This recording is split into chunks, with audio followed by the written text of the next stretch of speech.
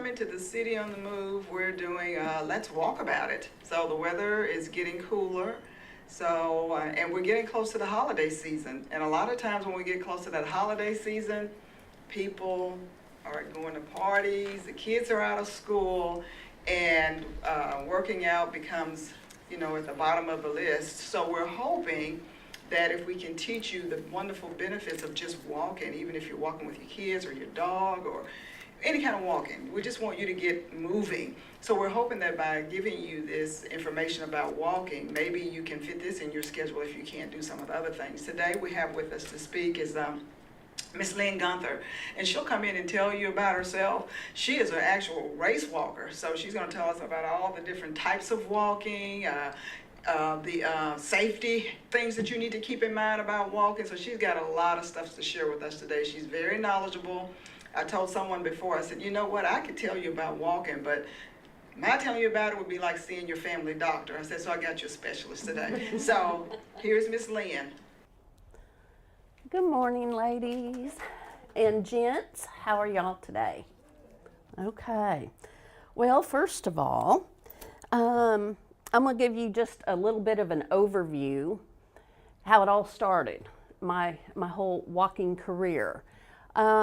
I worked for a company in 1995 that they actually required us to do community events. We had to put in so much employee time for community events. At the time, one of the options was what was then called the Big Bud Run. They said, we'll pay your registration fee.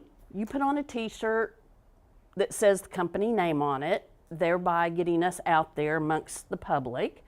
And I thought, oh, okay, why not?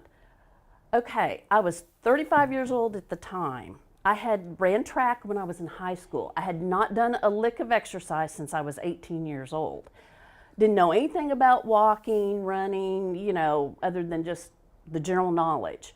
So I signed up for it.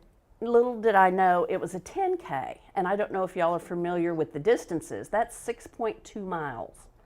I thought, oh my goodness, there's no way I can run 6.2 miles. I'm not sure I can even walk a mile. I signed up as a walker. They actually had 2 different divisions for this race. Okay, so I didn't know anything about proper attire, shoes, anything. I went with, do y'all remember what they referred to back in the day as cross trainers, heavy leather shoes, like Nikes or something. Okay, that's what I wore. I started out with the walkers, and by the end of the first mile, my feet were so sore, they were slapping the pavement, literally just slapping. I couldn't pick my foot up to take my next step, okay? So, needless to say, I finished that race barely, and I was so sore and uncomfortable for the next 2 weeks or better. Everything on me hurt. But while I was doing that race, I actually saw these people just passing me, not runners. These people were walking. It looked very peculiar, and I thought, what are they doing?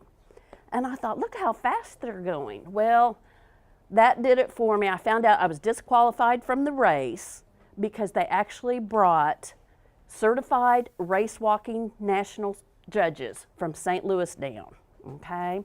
You have to have a certain form when you race walk, and we'll get into that a little bit later. So I was disqualified, and I thought, and I want to walk as fast as those people. So I was bit by the competitive bug. Now, not everybody wants to be competitive, and that is awesome, okay? However, that's what started it all, and then I taught myself everything I could, and here we are 23 years later, and I'm still walking. And I am just so excited. I love sharing everything I know about walking with everyone. You have a question? Style of walking. Style of walking, techniques, and we'll get into the styles and the techniques of walking here just shortly. Okay, so benefits of walking. Oh my goodness, there are so many. As you can see, you can do it anywhere. You can walk out your front door and go for a walk. Okay, you can go to the high school track. A lot of the high schools let you go and do the track for a workout. The mall. How many of you been to the mall and see these people doing the laps in the mall? Okay, you can do those. Treadmill. I do call that the dread meal because I tend to be an outdoor person, but whatever works for you, okay? The weather's really bad, do it on, and you may have a treadmill at home, but you can do the walking on the treadmill also. It's inexpensive. You don't have to belong to a gym to do it, okay? You don't have to have special equipment other than, I will say, and we'll talk about shoes in a moment, shoes are very important in that. And it strengthens your heart. It gets the cardio up and going, lowers blood pressure, stronger bones. Impact sports help strengthen your bones, okay? So it's good for you. Have all those. Walking is easier on the joints. When you run, you're landing at something, I don't know the exact, but it's like 3 times or something your body weight on those joints. This is a smooth, fluid motion, so you're not stressing your joints out, okay? So typically, you can do something for a longer period of time if you're a walker as far as exercise. A lot of runners get injured, they start walking, you know, so it's a very versatile exercise to do that anyone can do. Stress relief, that is my biggest one that I absolutely love. People will walk different times of the day. Some people like to get up first thing in the morning, early, do it, get charged, ready to go, get them awake. I prefer to do it after work. I'm stressed all day at work, whatever. I put on my walking clothes, I leave work, I take my clothes to work with me, I leave work, I hit the trail. I happen to be very close where I work to the river trail, so I can hit the river trail and walk and just unwind, and it does wonders for you. Before you ever get home, it just will do that. But if you go home after work, go ahead and go for a little stroll, a little walk. It really is good for that. You will sleep better. Anytime you exercise, you will sleep better. Better mood, again, attitude. I know when there's been bad weather or something else has come up with grandkids or kids, I haven't walked maybe in a couple days. My husband will look at me and he'll drop a hint. He'll go, "Don't you think you need to go for a walk?" And he knows that, yep, I got to get out the door because apparently that tells me my attitude's not real good. So it helps with that. Weight loss. It'll help with weight loss. Now, the one thing I will tell you that if you're going to do it for a weight loss program, you want to also check inches lost, because as you build muscle, muscle does way more than fat. So if you're on the scale and you're going, "I haven't lost anything," it's how your clothes fit and how you feel. That's what you need out of a walking program. And family time. You can go by yourself, grab the family, as Gail had said, holidays, families in, just say, "Hey, let's go for a little stroll." Take them to the river trail if they haven't been there, or even if they have, take a little walk. It doesn't have to be very far, very long, but it would be a good idea to try and include family if at all possible, and something that you all can do. Okay, the walking types and gaits. The first one is strolling.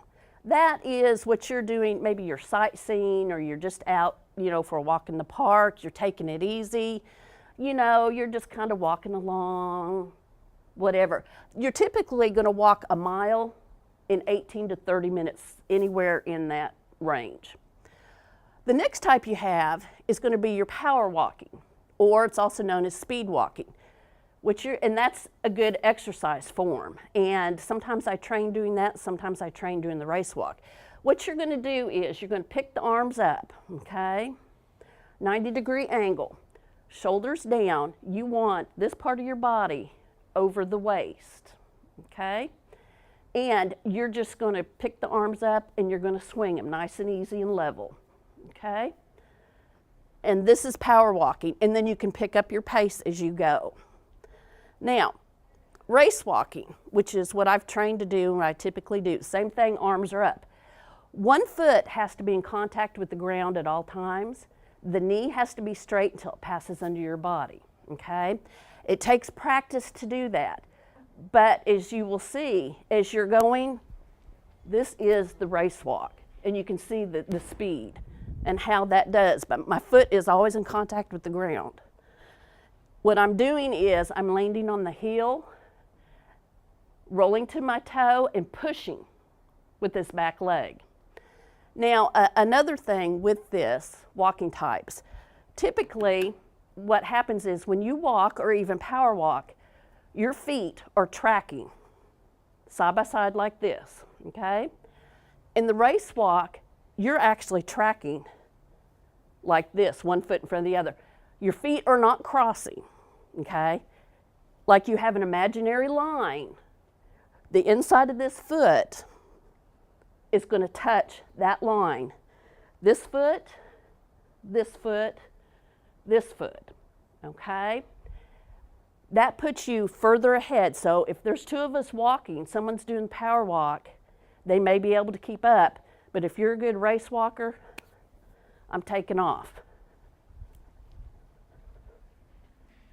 Okay? It's all about the arms for walking. And people think it's just walking. What kind of exercise is that? How can that be good for you? When you're walking at those speeds, you're getting the cardio and the benefit. And if you really practice that, you're getting a little bit all over body workout better than what a lot of runners do. Runners use their arms, yes, unless of course you're a sprinter, you know, sprinting at the track. But you actually, with pumping these arms, that, number one, raises your heart level, okay? That's why arms are up. You want to get that heart rate going, okay? It helps keep the hands from swelling as bad, because when they're down, they act like brakes, and all the blood will pool down here, okay? The faster the arms swing, the legs will follow, okay? So, if you feel like you're starting to slow down, get sluggish on your walk, think about arms, arms, arms, okay? The legs are going to follow. It's going to pick your pace back up. If you're walking up a hill, use those arms to pull you up, okay? Now, when I talk about arms, I'm not talking about punching. Some people, when they start out, they think that's what I'm talking about. No, swinging. They brush your waistband, okay? We want to do it forward, not what I call chicken winging. None of this business across the body, okay? Waste energy. You want forward, okay? Just pick your arms up, keep your hands loose. If you clench your fist, all of this is going to go up, tense, tighten up. You're going to be uncomfortable. What you want to do is act like you're holding eggs, an egg in each hand, or potato chips, or you can push right here on your index, your pointer finger, and keep your hands loose. And here you go, and walk. Okay, you want to keep all this loose and flexible. Okay, to give you an idea, and not everyone wants to race walk or speed walk, but to give you an idea on the race walk, if you stand in a spot, people think, oh, that's that funny walk. You know, I've had many people snicker at me at the track. People, I'll pass them and I'll say, come on, I'll show you, let's go. They'll start to do it immediately. Oh, they grab their shins. And I'm like, it's not as easy as you thought, was it? You know, and what it feels like, if you want to do the race walk form, basically, is if you stand in place and you shift your weight down and forward, and then you add the arms, that's basically what it feels like if you're doing the race walk form, okay?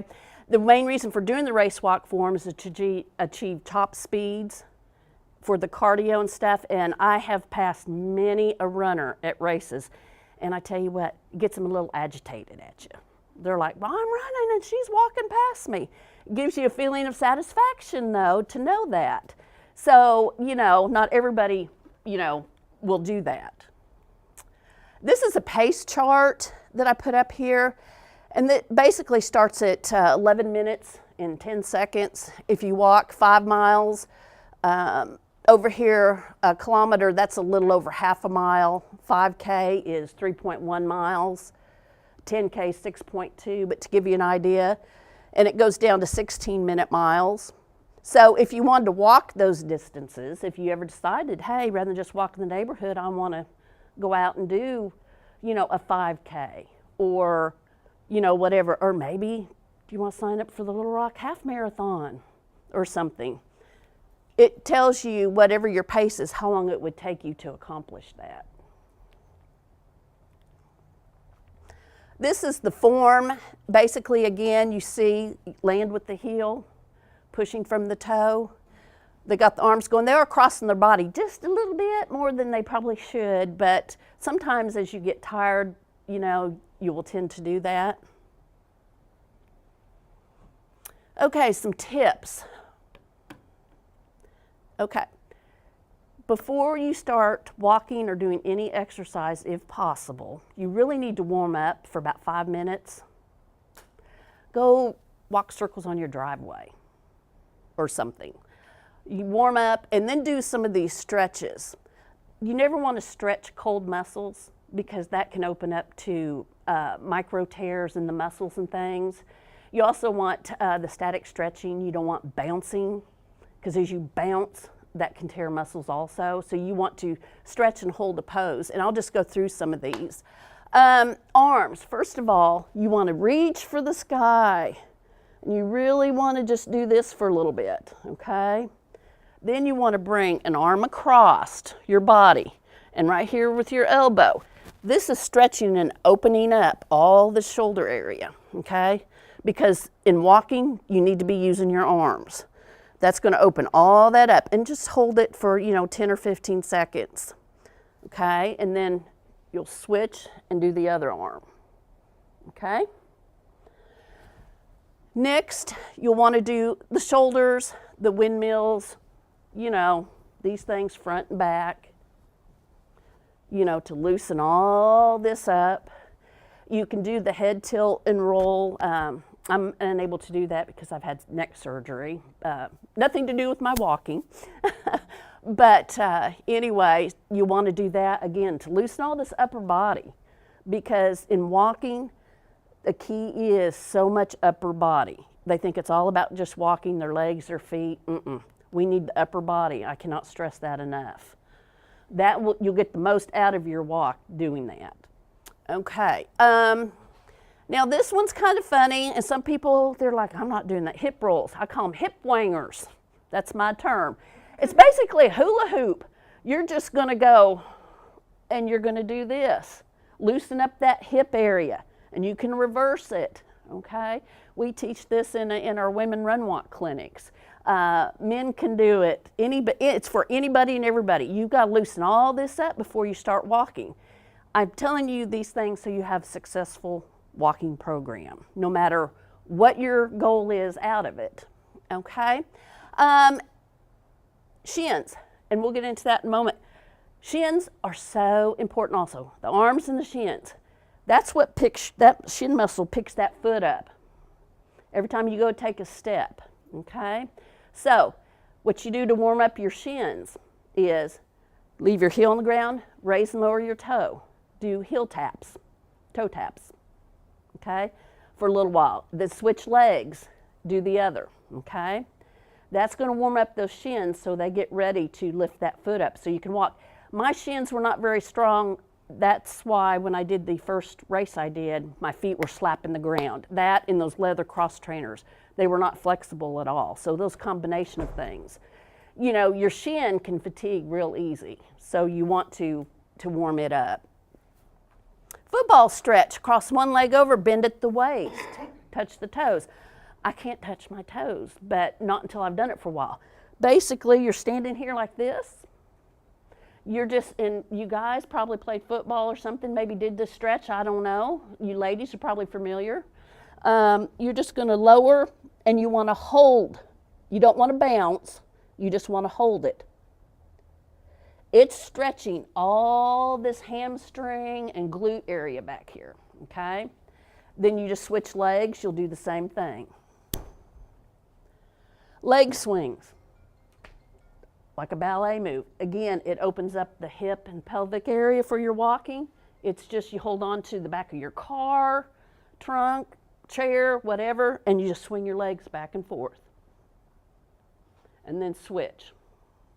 They don't have to be big swings. It's just to get all this loosened up, ready to go. And any other hamstring or quad stretches that y'all are used to, the one you put this up here and you lean forward, you know, it stretches the hamstring. Because even if you're walking, you can pull muscles, okay? So you'll want to stretch really well. It's very, very important. And it's actually most important if you don't do these or do most of them before you walk. Do your walk, definitely do them after the walk, okay? The reason being, as you exercise and you walk, muscles will shrink, they tighten up, okay? Because they're trying to power you through and do all this, and that's why sometimes you get muscle cramps if you're not properly hydrated and other things. So you want to stretch, if you don't do any other stretches before or after, to lengthen the muscles back out, okay? That is very, very important. Again, some more walking tips. Shoes, flexible, lower heel height is better. These are New Balance. There's all kinds of shoes, and I'll talk about those in a little bit too. Lower heel. The reason being, you get some of these higher, taller running shoes, it takes more shin muscle, it fatigues it quicker to pull that toe up to be able to take your next step, okay? So as you're doing this, so a lower heel is really better, but any running shoes pretty much will work. Again, the arms up, 90-degree angle. Helps with the balance, the heart rate, the power. We talked about brushing the waistband, the sides. You want those nice level swing. You don't want any of this leaning forward from the back. It stresses the back. You don't want, you know, straight stiff, but you want up over the hip area. You want to be as straight up and down as you can, because as you get tired and you start doing this, there's too much stress on your lower back. Faster the arms pump, the legs will follow. Don't clench the fist. We talked about those. Heel, toe push off. The key to walking fast is not, people think, well, they've got longer legs, they're going to go. Not necessarily true. The shorter the stride, the better, because first of all, if you reach out, again, you're stressing the lower back. You want quick, short steps. So if I'm walking like this versus a quick step, shorter, it's that turnover rate, how quick you pick them up and put them down, okay? If possible, if you're at a track, you can do it the roadway as long as there's not traffic or you're not in the middle of the road, or just you can visualize an imaginary line. Try practice walking the line. Now I'm not talking crossing the line. The inside of each foot where you're just doing the line, okay? That'll get you tracking where you're covering more ground quicker, okay? And don't look down. You want to look forward. When you're walking, I know most people you want to see where you're walking, and they tend to do this again, that makes you lean. When you're walking and you're looking about 20 feet or so ahead of you, you actually, when you're looking, you can see your vision. You'll be able to see what's down here. Thereby, you're staying straighter with your posture. And then you can just walk. Okay?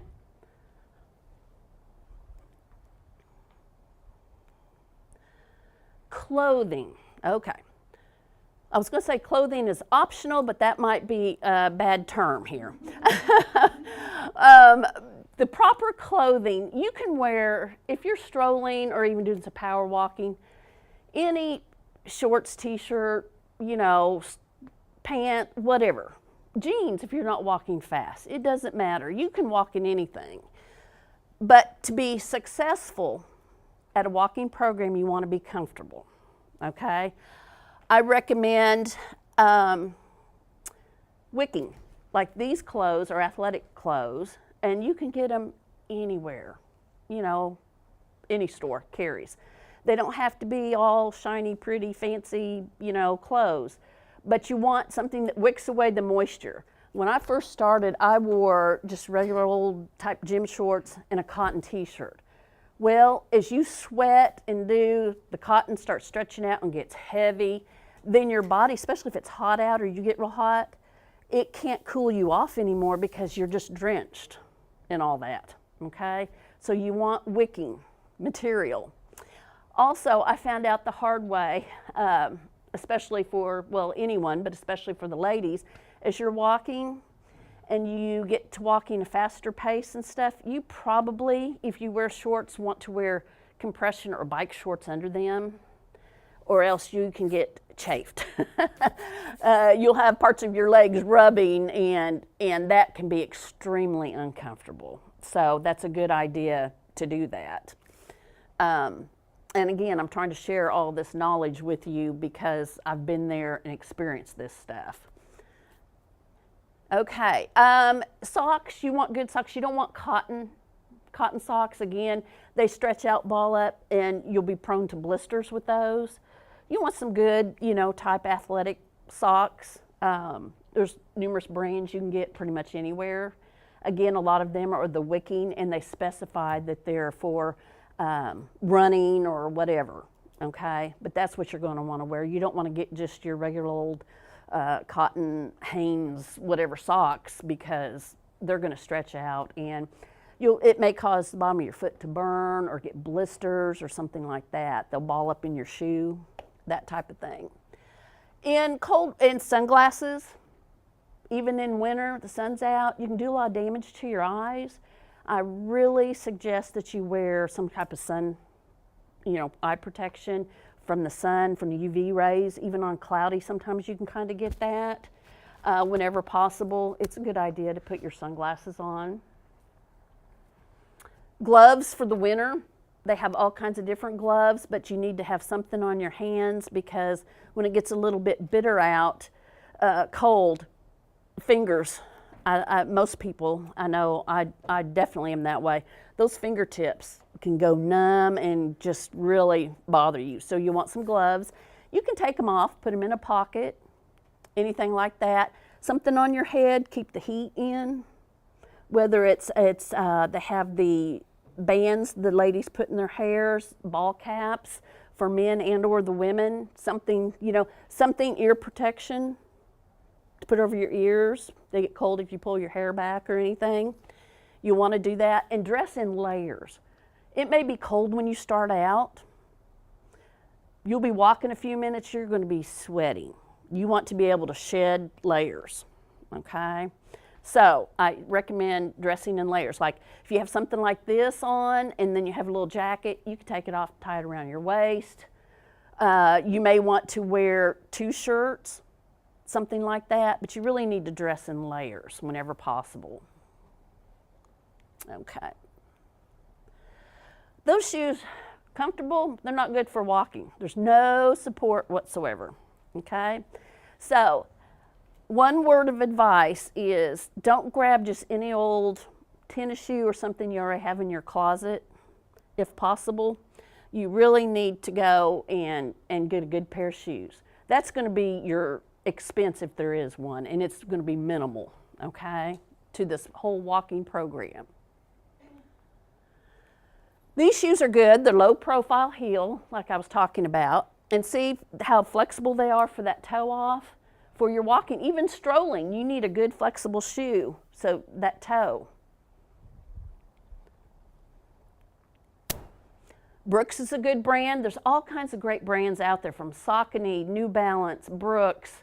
Some people do the Nike. I tend to do Saucony or New Balance, and Brooks are the ones that I typically use. But any of those brands, there's all kinds of shoes out there on the market to pick from. Those are good for walking, but not the speed walking, race walking, athletic walking. They're very supportive and they're heavy, but they are good for walking around in the neighborhood or whatever. But if you're going to get into more of the athletic exercise walking, the other shoes will be much better. You can see there's not as much to them, and they're lighter weight. That one's good. It tends to be thicker in the middle, but then you can see the heel is lower. So that's a good shoe. I also, when it comes to shoes, I highly recommend, and we've got them in a great store in Conway. There's like at least 3 or so good stores, running stores. That's what they specialize in here in Little Rock. Go get fitted for a pair of shoes. Everyone's walking gait and type is different. If you're flat-footed as I am, you know, I still wear a neutral shoe because of my walking, but a lot of people need the support because the ankles roll in or they may roll out. Everyone needs different type of support and whatever, and if you get the wrong type of shoe or you just grab a shoe, oh, this looks pretty or this looks nice or it's a basketball high top or something, that's not going to work, and chances are you're going to get an injury of some sort. And once you get an owie, as I call it, then you're going to say, oh, no, not doing it, and then you're going to quit. Again, all this stuff is being said to make you successful and have a great walking program, to get healthy, stay healthy, enjoy it, get off the sofa, go from there, okay? So I highly recommend going to visit one of those stores and get fitted for a good pair of shoes.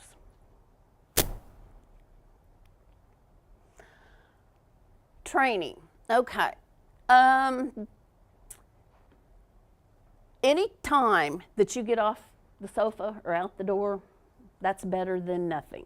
However, I would try to walk at least 5 days a week, but you know what? If you can only walk 1 day a week, 2 days a week, you got to start somewhere if you're not doing anything now. That's great. Do it. Shoot that for that maybe as a goal. If you can only go 10 minutes, 15 minutes, hey, again, something's better than nothing. I definitely would do that. I would shoot for, every time you do go for a walk, a minimum of 30 minutes, okay? That'll give you more benefit to your walking. Goal would be, as you increase, your fitness level increases every time you go, and you need to increase it no more than 10% at a time, because you don't want to go from walking, okay, I walked 1 mile a day. I feel pretty good. After tomorrow, I'm gonna walk 5 miles. Injury, prone to happen, uncomfortable, you're going to quit, you're going to, what was I thinking, and sit down into your walking, okay? We do not want that at all. Increase no more than 10%. It doesn't sound like a lot, but you've got to build up to it and practice just like anything else that you do, okay? So you don't want to increase very much at a time, okay? But again, if you can't walk 5 days a week, 30 minutes at a time, whatever you can do, it's better than sitting on the couch or whatever. These things you're going to expect after you start your walking program, okay? The first one, the shins will be screaming. I speak from experience, as I do with a lot of this. Again, this muscle right here is a big key to all of it. It picks your foot up, okay? Again, these folks at the track and the youngsters made fun of me, and I said, come on and try it. They didn't get, 25 yards down the track, and they grabbed their shins. Oh. The shin muscle does a lot of work. When you're running, you're not using that shin muscle in your running, okay, if any of you do run. But when you walk, that shin muscle does it all. The longer you walk, the faster you walk, it's going to be screaming, okay? So, your glutes, because the push from behind, the glute muscles, they're going to be sore. You're going to feel it there, okay? That's from all this pushing, okay? Your feet. Some people tie their shoes way too tight, the top of their feet hurt. Or they've got the wrong socks. They get blisters. They get hot spots rubbed on the bottom of their feet. Okay? Arms. Believe it or not, if you're not used to really doing much walking and holding your arms up, they will get kind of sore from holding up and doing, and you think, oh no, they won't. Oh yeah, they do. Okay? They will get that way, and as you're pumping. So, here's the things you can do. Again, stretch, stretch, stretch, stretch. Ice. Okay? Use ice on these sore spots. Slow down. Maybe you're doing too much too fast. Back off a little. Know the difference between a normal ache and pain and something that's really wrong. Now, I can tell you the shins, they're going to ache. And you can tell the difference between, people think, oh, I've got shin splints. Typically, it's because the use is like any other muscle, something you haven't used and you probably all at one time or another have been there. You haven't done something for a while, you've done it, and then all of a sudden you're kind of sore. Well, you're going to feel this ache, but once you start walking, to touch it, it's going to be, oh yeah, that's kind of sore, but then it's not aching. You start walking again, it's aching. Shin splints, usually that's more of a tearing, sharp pain or whatever, but if you're not sure, consult your doctor. See the doctor about it just to make sure you haven't done something, you don't have something wrong. You know, just like with anything, that's what you need to do. But these are some things you can do. Something I don't have on the slide is sometimes people will get the bottom of their foot and stuff and it gets really sore in the heel and it feels like you have what used to be called stone bruise.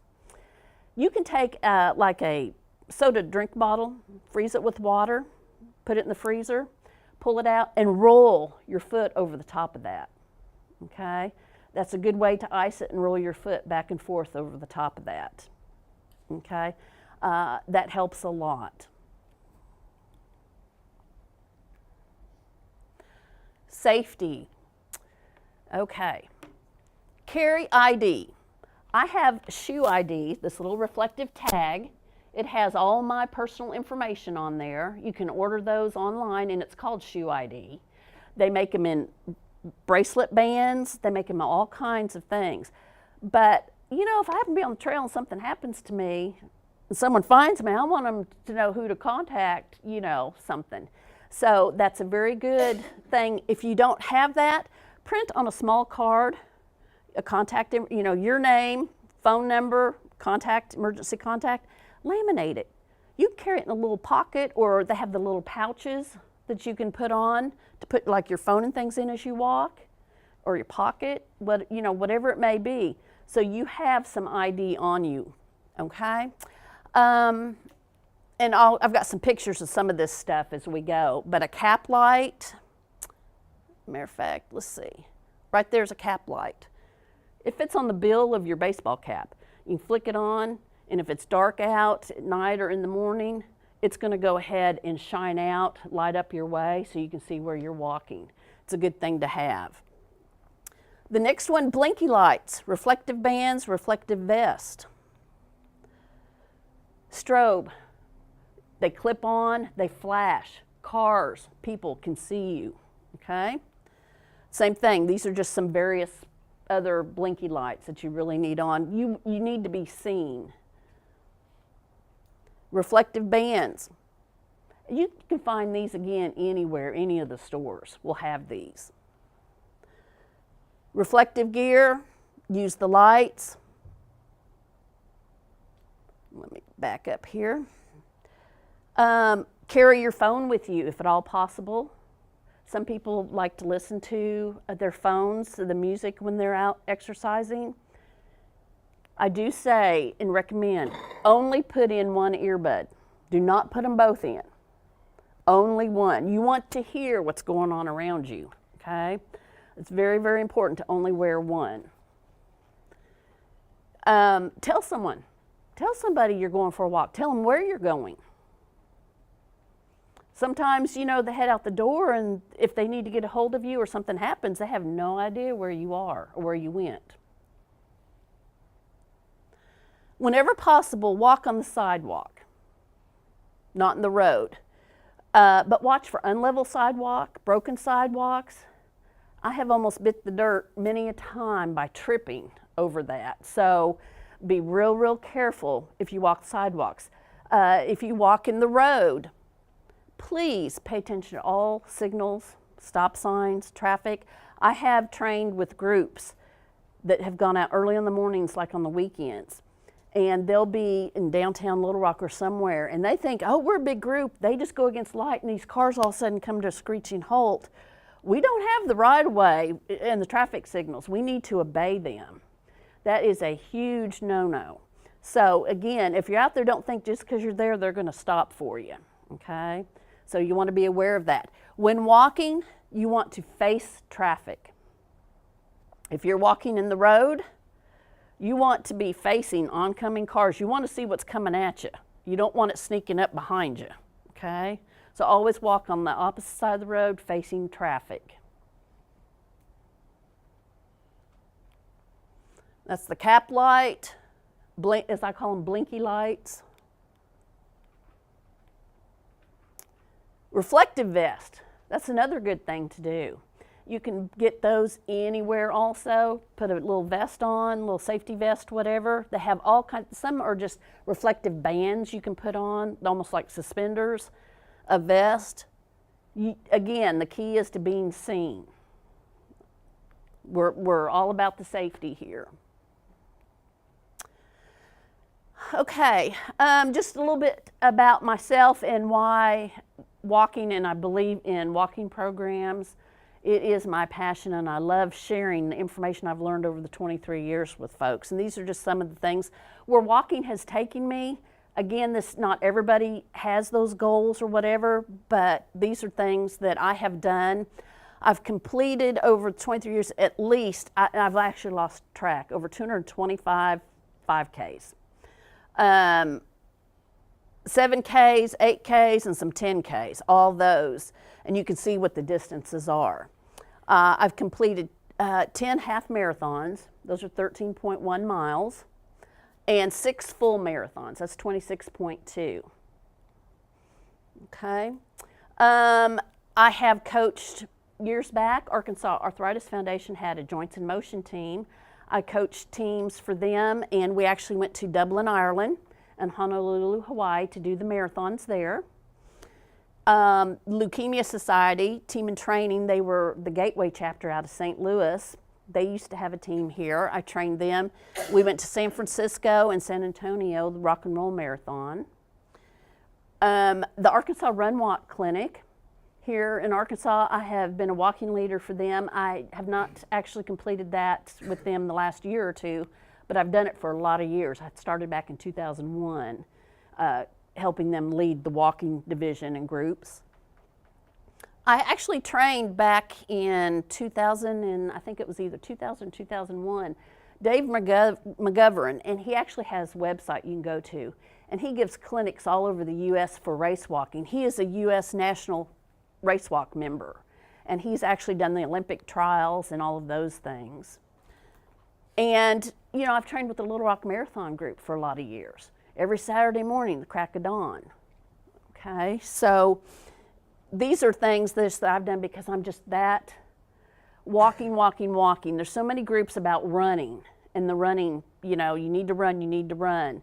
I'm here to tell you, you don't have to run to get fit. You can walk. You can walk. I'm a believer in it. I've done it for a lot of years. And I say, come on, let's walk. The more the merrier. Okay? Goals. You got to set goals. Okay? How many days a week you want to walk? The distance or the time. You know, I'm going to walk for 30 minutes every day, or I'm going to walk for 2 miles every day, or 3 times a week, or whatever it may be. You may want to train for a 5K. Losing weight or getting fit may be your goal. Or just to get your family involved, to have a family event. Grab the family, let's go. Let's lace up the shoes and let's go. You need goals to stay motivated. The main reason that I do racing, and again, not everyone wants to do that, I always am training for something that keeps me motivated. And I'm like, okay, I'm going to be doing this one, so I've got to keep going. Again, that's not for everyone. And that's it. Okay.